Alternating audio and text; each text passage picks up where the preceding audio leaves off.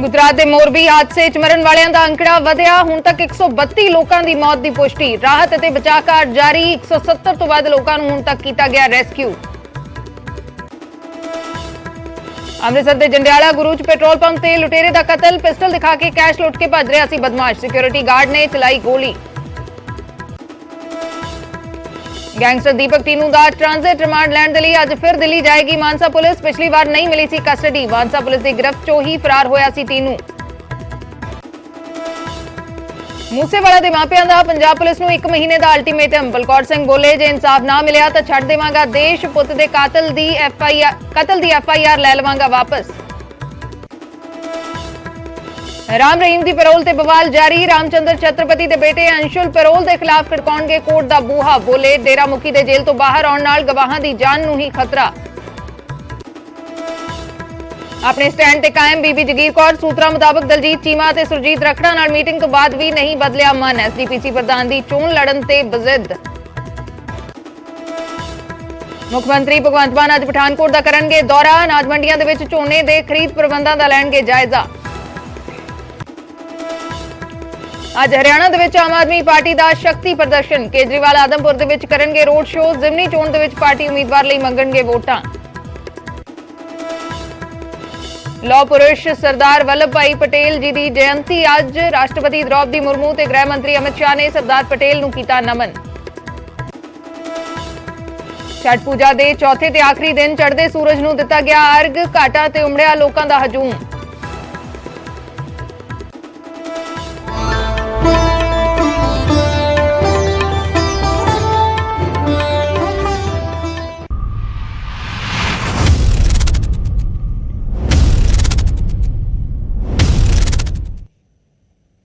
सत श्री अकाल, मैं अर्शदीप संधू न्यूज़ 18 पंजाब देख रहे दर्शकों का स्वागत है। एक बड़ी खबर के नाल शुरुआत करते हैं। गुजरात दे विच एक भयानक हादसा वापरिया। मोरबी दे विच एक भयानक हादसा वापरिया है। ब्रिज टुट गया, केबल ब्रिज टुट गया। हुण तक 132 लोगों की मौत की पुष्टि हो चुकी है। पुल ते काफी सारे लोग नदी पार कर रहे सी जिस वेले हादसा वापरिया। पुल टुट गया एक पास्यों। 170 तो वध लोगों को रेस्क्यू किया गया है। राहत कार्य अजे भी जारी ने। 132 लोगों की मौत की हुण तक पुष्टि हो चुकी है। 170 तो वध लोगों को बचाया गया। राहत ते बचाव काम जंगी पद्धर ते जारी ने। तिन्ने फौजां रेस्क्यू के काम दे विच जुटियां हुईयां ने। एनडीआरएफ ते एसडीआरएफ दीयां टीमां भी राहत कार्यां च जुटियां हुईयां ने। कल शाम करीब 6:30 बजे मच्छू नदी ते बनिया केबल ब्रिज टुट गया सी। पुल टुटन ते सैकड़े लोग नदी दे विच जा डिगे। जे हुण तक 132 लोगों की मौत की पुष्टि हो चुकी है। गुजरात सरकार ने मृतकों के परिवारों के लिए 4-4 लाख मुआवजे का ऐलान किया है, जबकि प्रधानमंत्री ने मृतकों के परिवारों के लिए 2-2 लाख रुपए के मुआवजे का ऐलान किया है। गुजरात के मोरबी दे विच भयानक हादसा वापरिया है। जंगी पद्धर ते राहत कार्य अजे भी जारी ने। 132 लोगों की मौत की पुष्टि हो चुकी है। सैकड़े लोग पुल पार कर रहे सी। नदी ते बनिया है पुल जानकारी मुताबिक 5 दिन पहला रिस्टोर किया गया सी ते यह हादसा वापरिया है। किसी दी अणगहली के कारण यह हादसा वापरिया है या की वजह रही है, बहुत बड़ा सवाल है। 132 लोगों की इस हादसे दे विच मौत हो गई है। किहड़ियां वजहां रही ने केबल ब्रिज टुटन दियां, इसकी भी जांच होएगी। गुजरात सरकार के वलों मृतकों के लिए 4-4 लाख मुआवजे का ऐलान किया गया। तिन्ने फौजां अजे भी रेस्क्यू कार्यों के विच जुटियां हुईयां ने। एनडीआरएफ एसडीआरएफ दीयां टीमां राहत कार्यां च जुटियां हुईयां ने। मोरबी गुजरात दे विच केबल ब्रिज टुटिया है जिथे हादसा वापरिया है। सैकड़े लोग नदी दे विच डिग गए। 170 तो वध लोगों को बचाया गया, लेकिन हुण तक 132 लोगों की मौत की पुष्टि हो चुकी है। अजे भी राहत कार्य जारी ने।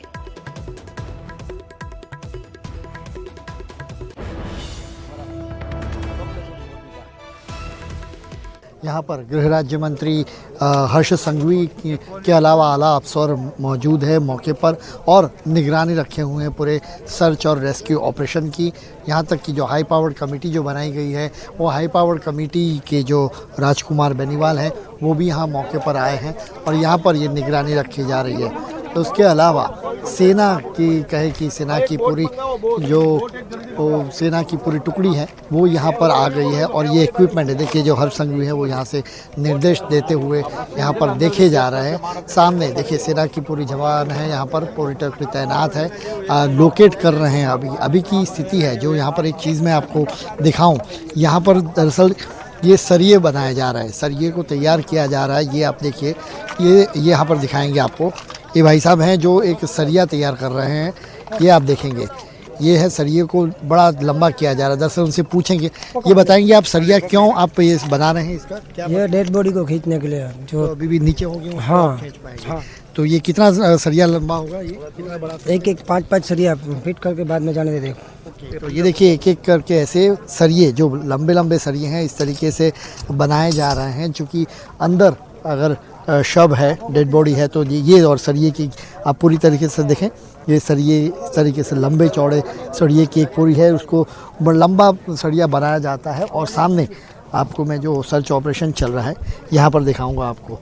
देखिए ये सामने ये जो आपको देख रहे हैं बड़े लोहे के सरिये, उनसे अंदर पानी में, और सामने जो बोट्स हैं वो बोट से लगातार, चूँकि यहाँ पर अभी पानी की जब काफ़ी भरा है और यहाँ से अब ये पानी को अगर कम करना है तो आगे जो बांध है, आगे का बांध के जो दरवाजे हैं वो अगर और खोल दिए जाते हैं तो ये पानी उसके बाद ही कम होगा। और एक जो सीमेंट की कंक्रीट से बना हुआ एक पूरा जो हिस्सा था वो उसको ढहाने का काम चल रहा है कि वो अगर पूरी तरीके से घिरा दिया जाता है तब जाके पूरा पानी हटेगा और उसके बाद सर्च और रेस्क्यू ऑपरेशन वहाँ पर हो पाएगा। तो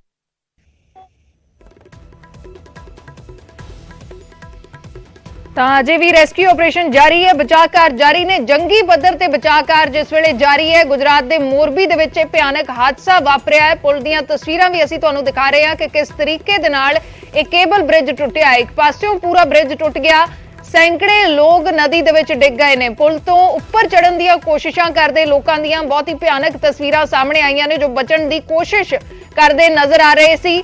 ਜੰਗੀ ਪੱਧਰ ਤੇ ਅਜੇ ਵੀ ਬਚਾਅ ਕਾਰਜ ਜਾਰੀ ਨੇ ਤੇ ਇਸ ਸਭ ਦੇ ਵਿਚਾਲੇ 132 ਲੋਕਾਂ ਦੀ ਮੌਤ ਦੀ ਪੁਸ਼ਟੀ ਹੋ ਚੁੱਕੀ ਹੈ। 170 ਲੋਕਾਂ ਨੂੰ ਹੁਣ ਤੱਕ ਰੈਸਕਿਊ ਕੀਤਾ ਗਿਆ ਹੈ, ਲੇਕਿਨ 132 ਲੋਕਾਂ ਦੀ ਮੌਤ ਦੀ ਪੁਸ਼ਟੀ ਹੋ ਚੁੱਕੀ ਹੈ। ਅਜੇ ਤੱਕ ਬਚਾਅ ਕਾਰਜ ਜਾਰੀ ਨੇ, ਜੰਗੀ ਪੱਧਰ ਤੇ ਬਚਾਅ ਕਾਰਜ ਹੋ ਰਹੇ ਨੇ। ਤਿੰਨੇ ਫੌਜਾਂ ਰੈਸਕਿਊ ਕਰ ਰਹੀਆਂ ਨੇ, ਬਚਾਉਣ ਦੀ ਕੋਸ਼ਿਸ਼ ਕਰ ਰਹੀਆਂ ਨੇ, ਲੱਗੀਆਂ ਹੋਈਆਂ ਨੇ ਬਚਾਅ ਕਾਰਜਾਂ ਦੇ ਵਿੱਚ। ਐਨਡੀਆਰਐਫ ਤੇ ਐਸਡੀਆਰਐਫ ਦੀਆਂ ਟੀਮਾਂ ਵੀ ਬਚਾਅ ਕਾਰਜਾਂ 'ਚ ਲੱਗੀਆਂ ਹੋਈਆਂ ਨੇ। ਬਹੁਤ ਹੀ ਭਿਆਨਕ ਹਾਦਸਾ ਵਾਪਰਿਆ ਹੈ ਜਿੱਥੇ ਨਦੀ ਦੇ ਉੱਪਰ ਇਹ ਪੁਲ ਟੁੱਟਿਆ ਹੈ, ਸੈਂਕੜੇ ਲੋਕ ਨਦੀ ਦੇ ਵਿੱਚ ਡਿੱਗ ਗਏ। 132 ਲੋਕਾਂ ਦੀ ਮੌਤ ਦੀ ਪੁਸ਼ਟੀ ਹੋ ਚੁੱਕੀ ਹੈ।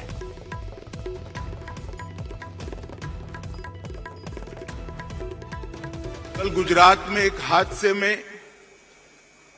कई लोगों ने अपनी जान गंवाई है।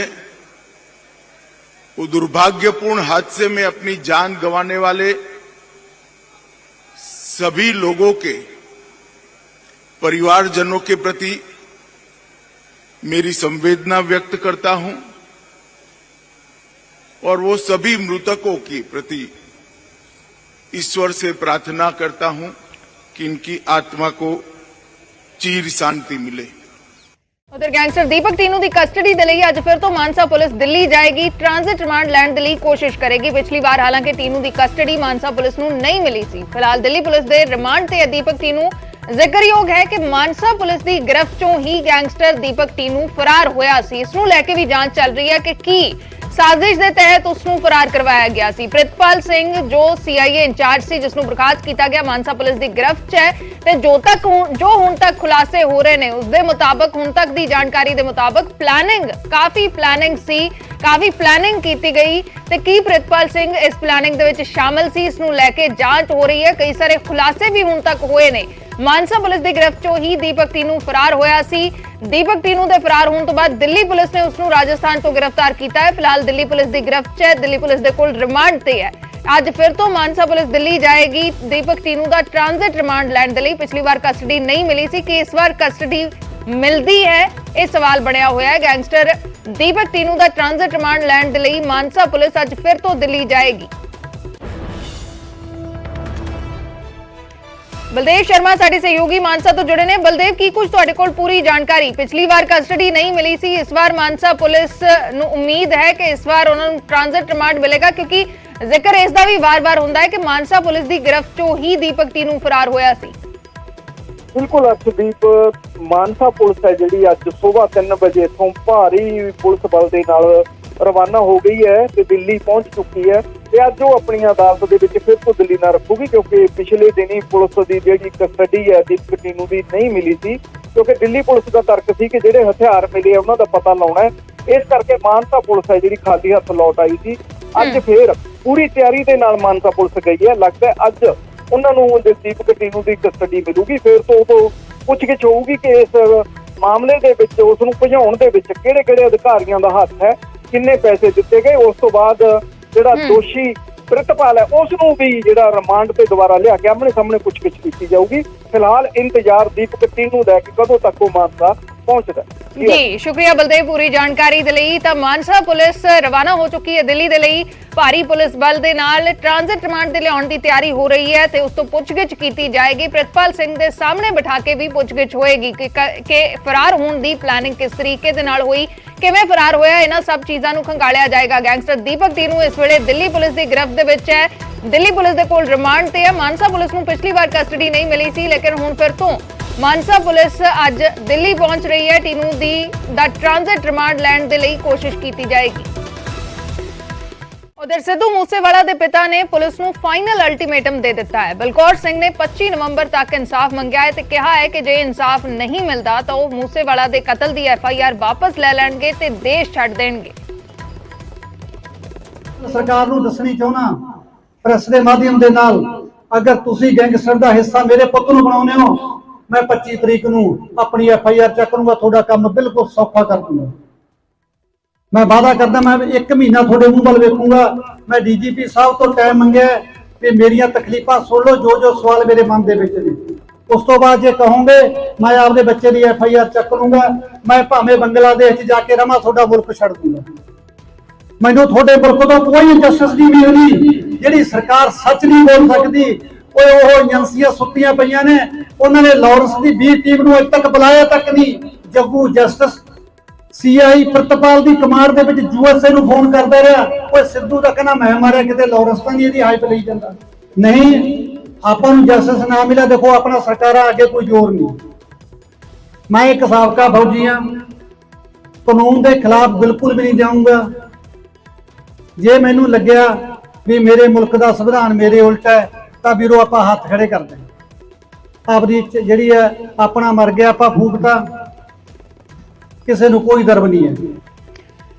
ਰਾਮ ਰਹੀਮ ਦੀ ਪੈਰੋਲ ਤੇ ਬਵਾਲ ਲਗਾਤਾਰ ਜਾਰੀ ਹੈ। ਰਾਮਚੰਦਰ ਛਤਰਪਤੀ ਦੇ ਬੇਟੇ ਅੰਸ਼ੁਲ ਛਤਰਪਤੀ ਨੇ ਹੁਣ ਇਸ ਪੈਰੋਲ ਤੇ ਸਵਾਲ ਚੁੱਕੇ ਨੇ ਤੇ ਕੋਰਟ ਦਾ ਰੁਖ ਕਰਨਗੇ ਅੰਸ਼ੁਲ ਛਤਰਪਤੀ। ਉਹਨਾਂ ਦਾ ਕਹਿਣਾ ਹੈ ਕਿ ਇਸ ਰਾਮ ਰਹੀਮ ਦੇ ਬਾਹਰ ਆਉਣ ਦੇ ਨਾਲ ਗਵਾਹਾਂ ਦੀ ਜਾਨ ਨੂੰ ਖਤਰਾ ਹੈ।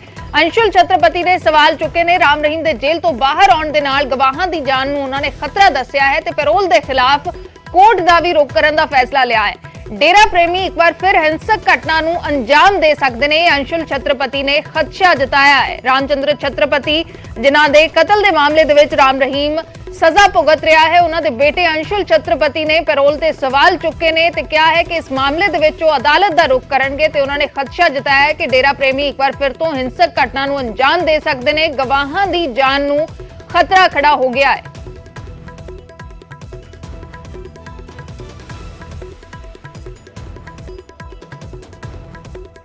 राम रहीम का जो चरित्र है वो एक क्रिमिनल व्यक्ति है, वो एक बलात्कारी है, हत्यारा है। इस बात की मोहर हमारी न्यायपालिका उस पर लगा।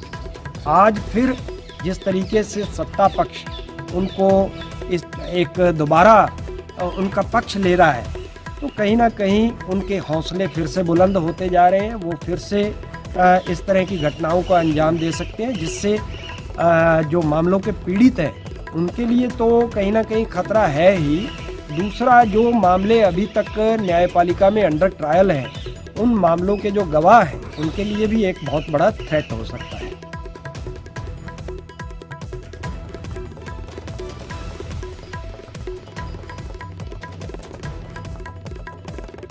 ਦੇ ਪੈਰੋਲ ਤੇ ਬਾਹਰ ਆਉਣ ਦੇ ਨਾਲ ਗਵਾਹਾਂ ਦੀ ਜਾਨ ਨੂੰ ਖਤਰਾ ਹੋ ਸਕਦਾ ਹੈ ਤੇ ਹੁਣ ਅੰਸ਼ੁਲ ਛਤਰਪਤੀ ਅਦਾਲਤ ਦਾ ਰੁਖ ਕਰਨਗੇ। ਪੈਰੋਲ ਤੇ ਬਵਾਲ ਲਗਾਤਾਰ ਜਾਰੀ ਹੈ। ਪੈਰੋਲ ਰੱਦ ਕਰਨ ਦੀ ਮੰਗ ਕੀਤੀ ਜਾ ਰਹੀ ਹੈ ਤੇ ਇਸ ਵਿਚਾਲੇ ਹੁਣ ਅੰਸ਼ੁਲ ਛਤਰਪਤੀ ਦਾ ਵੀ ਬਿਆਨ ਆਇਆ ਹੈ। ਅਦਾਲਤ ਦਾ ਰੁਖ ਕਰਨਗੇ ਅੰਸ਼ੁਲ ਛਤਰਪਤੀ।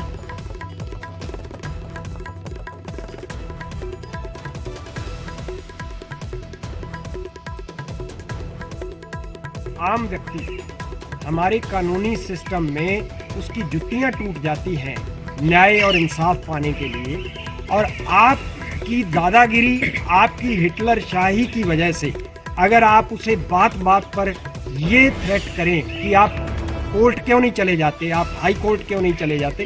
तो हर आम व्यक्ति जो है उसके पास हाई कोर्ट, सुप्रीम कोर्ट जाने का मादा नहीं होता। लेकिन यहाँ मैं ये बात ज़रूर कहना चाहूँगा कि पीड़ितों ने अगर 15-17 साल तक लड़ाई लड़ी है इंसाफ पाने के लिए, तो अब भी हम लोग पीछे नहीं हटेंगे।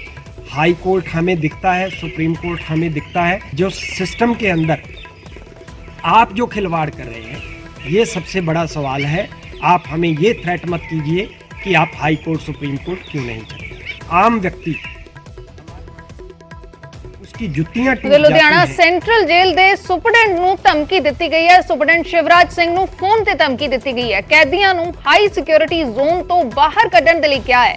ਜੇਲ੍ਹ ਦੇ ਵਿੱਚ ਬੰਦ ਨਸ਼ਾ ਤਸਕਰਾਂ ਨੂੰ ਹਾਈ ਸਿਕਿਉਰਿਟੀ ਜ਼ੋਨ ਤੋਂ ਬਾਹਰ ਕੱਢਣ ਦੇ ਲਈ ਕਿਹਾ ਹੈ। ਧਮਕੀ ਦੇਣ ਵਾਲੇ ਨੇ ਖੁਦ ਨੂੰ ਸੁਪਰੀਮ ਕੋਰਟ ਦਾ ਚੀਫ ਜਸਟਿਸ ਦੱਸਿਆ, ਫਿਰ ਤੋਂ ਫੋਨ ਕੀਤਾ ਤੇ ਫਿਰ ਖੁਦ ਨੂੰ ਪੰਜਾਬ ਕਾਂਗਰਸ ਦਾ ਪ੍ਰਧਾਨ ਦੱਸਿਆ। ਜੇਲ੍ਹ ਸੁਪਰਡੈਂਟ ਨੂੰ ਧਮਕੀ ਦਿੱਤੀ ਗਈ ਹੈ।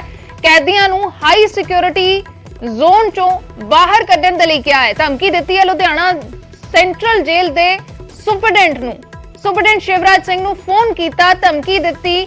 ਪਹਿਲਾਂ ਕਿਹਾ ਕਿ ਸੁਪਰੀਮ ਕੋਰਟ ਦਾ ਚੀਫ ਜਸਟਿਸ ਆ, ਦੁਬਾਰਾ ਫੋਨ ਕਰਕੇ ਖੁਦ ਨੂੰ ਪੰਜਾਬ ਕਾਂਗਰਸ ਦਾ ਪ੍ਰਧਾਨ ਦੱਸਿਆ ਹੈ।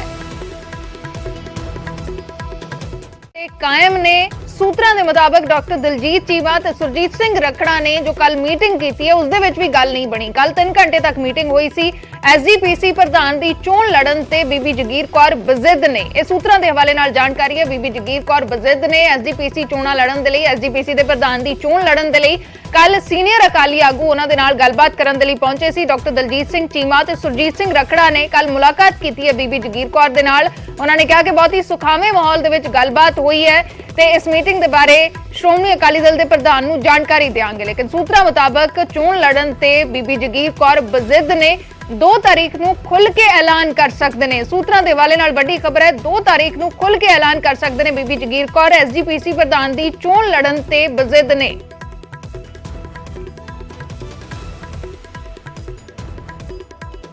ਜਗਜੀਤ ਤੰਜੂ ਸਾਡੇ ਸਹਿਯੋਗੀ ਜੁੜੇ ਨੇ ਹੋਰ ਜਾਣਕਾਰੀ ਦੇ ਲਈ। ਜਗਜੀਤ, ਕੀ ਕੁਝ ਤੁਹਾਡੇ ਕੋਲ ਪੂਰੀ ਜਾਣਕਾਰੀ ਇਸ ਮਾਮਲੇ ਤੇ?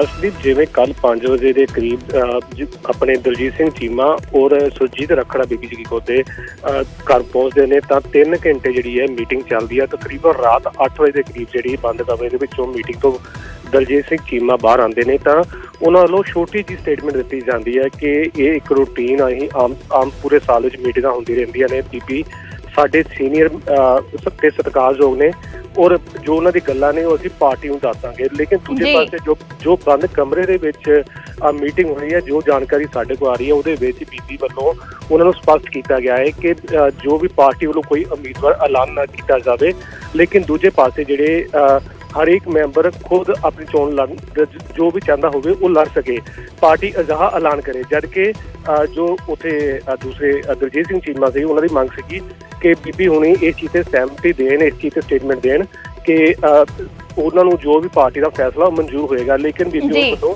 ਇਸ ਚੀਜ਼ ਨੂੰ ਮਨਾ ਕੀਤਾ ਗਿਆ। ਅਜਿਹੀ ਜਿਹੜੀ ਜਾਣਕਾਰੀ ਬੰਦ ਕਮਰੇ ਤੋਂ ਜਿਹੜੀ ਸੂਤਰਾਂ ਮੁਤਾਬਕ ਆਈ ਹੈ। ਹੁਣ ਜਿਹੜਾ ਬੀਬੀ ਜੀ ਹੁੰਦਾ ਜੋ ਅਜੇ ਵੀ ਸਟੈਂਡ ਇਸੇ ਚੀਜ਼ ਤੇ ਨਜ਼ਰ ਆ ਰਿਹਾ ਹੈ, ਉਹਨਾਂ ਨੂੰ ਪ੍ਰਧਾਨ ਨਹੀਂ ਪਾਰਟੀ ਕਰਦੀ, ਪ੍ਰਧਾਨਗੀ ਵਾਸਤੇ ਉਮੀਦਵਾਰ ਨਹੀਂ ਐਲਾਨ ਕਰਦੀ ਤਾਂ ਉਹ ਚੋਣ ਲੜਨਗੇ। ਔਰ ਦੂਜੇ ਪਾਸੇ ਜਿਹੜੀ ਪਾਰਟੀ ਵੱਲੋਂ ਇੱਕ ਜਾਣਕਾਰੀ ਇਹ ਵੀ ਆ ਰਹੀ ਹੈ ਕਿ 2 ਤਰੀਕ ਤੱਕ ਕੋਈ ਨਾ ਕੋਈ ਫੈਸਲਾ ਦਿੱਤਾ ਜਾ ਸਕਦਾ ਹੈ ਔਰ ਬੀਬੀ ਨੂੰ ਮਨਾਉਣ ਵਾਸਤੇ ਕੋਈ ਹੋਰ ਵੀ ਲੀਡਰ ਜਿਹੜੇ ਪਹੁੰਚ ਸਕਦੇ ਨੇ। ਲੇਕਿਨ ਬੀਬੀ ਹੁਣਾਂ ਦੀ ਜਿਹੜੀ ਨਾਰਾਜ਼ਗੀ ਆ ਉਹ ਪਾਰਟੀ ਦੇ ਨਾਲ ਨਜ਼ਰ ਆ ਰਹੀ ਹੈ ਔਰ ਉਹ ਆਪਣੇ ਸਟੈਂਡ ਤੇ ਬੇਜ਼ਿਦ ਨੇ। 2 ਤਾਰੀਖ ਨੂੰ ਜਗਜੀਤ ਪਾਰਟੀ ਦੇ ਵੱਲੋਂ ਉਮੀਦਵਾਰ ਐਲਾਨਿਆ ਜਾ ਸਕਦਾ ਹੈ। ਹੋ ਸਕਦਾ ਹੈ ਕਿ ਜੋ ਜਾਣਕਾਰੀ ਹੈ ਆ ਰਹੀ ਹੈ ਕਿ ਪਾਰਟੀ ਕੋਈ ਇਸ ਦੇ ਉੱਪਰ ਫੈਸਲਾ ਦੇ ਦੇ ਕਿ ਉਹ ਬੀਬੀ, ਕਿਉਂਕਿ ਇਸ ਸਮੇਂ ਜੋ ਸਾਹਮਣੇ ਆ ਰਿਹਾ ਹੈ ਕਿ ਬੀਬੀ ਜਿਹੜੀ ਹੈ ਜਗੀਰ ਕੌਰ ਹੈ ਉਹ ਅੱਗੇ ਨਜ਼ਰ ਆ ਰਹੀ ਹੈ, ਪਾਰਟੀ ਜਿਹੜੀ ਹੈ ਉਹ ਬੈਕ ਤੇ ਨਜ਼ਰ ਆ ਰਹੀ ਹੈ। ਕਿਉਂਕਿ ਬੀਬੀ ਵੱਲੋਂ ਲਗਾਤਾਰ ਜਿਹੜਾ ਲਿਫਾਫਾ ਕਲਚਰ ਨੂੰ ਲੈ ਕੇ ਬਿਆਨ ਦਿੱਤਾ ਗਿਆ, ਸਾਨੂੰ ਆਪਣੀ ਇੰਟਰਵਿਊ ਵਿੱਚ ਵੀ ਉਹਨਾਂ ਨੇ ਲਿਫਾਫੇ ਕਲਚਰ ਦਾ ਜ਼ਿਕਰ ਕੀਤਾ ਸੀ। ਔਰ ਕੱਲ ਦੂਸਰੇ ਪਾਸੇ ਜਿਹੜੇ ਬਿਕਰਮ ਸਿੰਘ ਮਜੀਠੀਆ ਹੈ, ਕੱਲ ਉਹਨਾਂ ਨੇ ਵੀ ਇਹ ਬਿਆਨ ਦਿੱਤਾ ਸੀਗਾ ਕਿ ਬੀਬੀ ਹੁਣੇ ਦੱਸਣ ਕਿ ਉਹ 4 ਵਾਰ ਜਿਹੜੇ ਪ੍ਰਧਾਨ ਬਣੇ ਸਨ ਤਾਂ ਉਦੋਂ ਲਿਫਾਫਾ ਕਲਚਰ ਨਹੀਂ ਸੀ। ਲੇਕਿਨ ਬੀਬੀ ਉਹਨਾਂ ਵੱਲੋਂ ਲਗਾਤਾਰ ਇਹ ਗੱਲ ਕਹੀ ਜਾਂਦੀ ਸੀ ਕਿ ਲਿਫਾਫਾ ਕਲਚਰ ਨੂੰ ਲੋਕਾਂ ਵਿੱਚ ਮੰਨਣਾ ਹੈ ਕਿ ਲਿਫਾਫਾ ਕਲਚਰ ਲਗਾਤਾਰ ਜਿਹੜਾ ਪ੍ਰਮੋਟ ਹੋ ਰਿਹਾ ਹੈ ਤਾਂ ਸਾਨੂੰ ਜਿਹੜਾ ਇਸ ਚੀਜ਼ ਦੇ ਉੱਪਰ ਫੈਸਲਾ ਕਰਨਾ ਚਾਹੀਦਾ ਹੈ। ਬੀਬੀ ਦੀ ਜਿਹੜੀ ਮੰਗ ਦੇ ਉੱਪਰ ਹੋ ਸਕਦਾ ਹੈ ਕਿ 2 ਤਰੀਕ ਤੱਕ ਕੋਈ ਪਾਰਟੀ ਫੈਸਲਾ ਦੇ ਦੇਵੇ। ਜੀ ਸ਼ੁਕਰੀਆ ਜਗਜੀਤ ਪੂਰੀ ਜਾਣਕਾਰੀ ਦੇ ਲਈ। ਤਾਂ 2 ਤਾਰੀਖ ਤੱਕ ਕੋਈ ਨਾ ਕੋਈ ਫੈਸਲਾ ਹੋ ਸਕਦਾ ਹੈ ਪਾਰਟੀ ਦੇ ਵੱਲੋਂ। ਇਸ ਸਭ ਨੂੰ ਲੈ ਕੇ ਬੀਬੀ ਜਗੀਰ ਕੌਰ ਦੇ ਨਾਲ ਸੀਨੀਅਰ ਅਕਾਲੀ ਆਗੂਆਂ ਨੇ ਮੁਲਾਕਾਤ ਕੀਤੀ ਹੈ, ਲੇਕਿਨ ਸੂਤਰਾਂ ਮੁਤਾਬਕ ਬੀਬੀ ਜਗੀਰ ਕੌਰ ਐਸਜੀਪੀਸੀ ਪ੍ਰਧਾਨ ਦੀ ਚੋਣ ਲੜਨ ਤੇ ਬਜ਼ਿੱਦ ਨੇ।